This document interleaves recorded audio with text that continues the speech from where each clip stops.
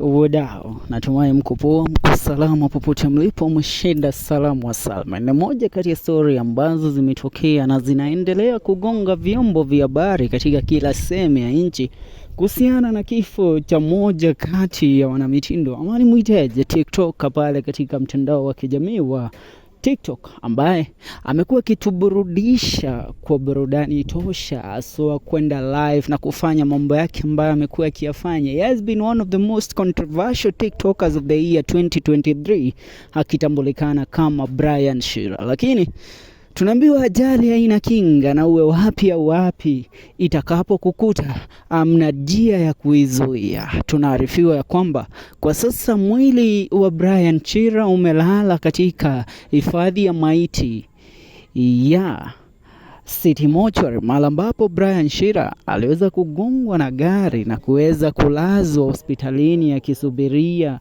tiba kwa ajili ya majeraha ambayo aliweza kupata, lakini mwisho siku aliweza kupoteza maisha yake, jambo ambalo bado linaendelea kuchunguzwa, maana there are a lot of controversy theories surrounding the death of one Brian Chira, as many try to establish what is the real cause, kwa sababu kuna wale wanadai kwamba alihusika katika ajali ya barabarani akiwa amebebwa na gari, na kuna wale ambao wanadai kwamba Brian Chira aliweza kugongwa by a runaway driver, yani dereva kamgonga na gari alafu akatokomea na kukimbia, jambo ambalo bado aswa watu wakiachia maoni yao kwenye comment section. Lakini ukumbuke ukijana alikuwa kijana mchanga sana, miaka ambayo Chira nayo ni miaka chache sana. Kwa sasa ni moja kati ya story ambazo tunaendelea kuzichunguza na kuendelea kufanya ufafanuzi, ndipo tuweze kutambua swani kipi ambacho kimemfanyikia kijana huyu. Celebrities kadhaa kwenye mitandao ya kijamii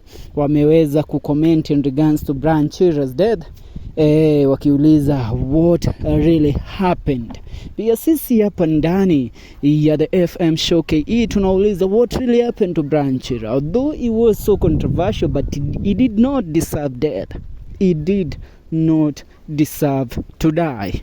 So the question is, what happened? And will the truth of the matter be revealed?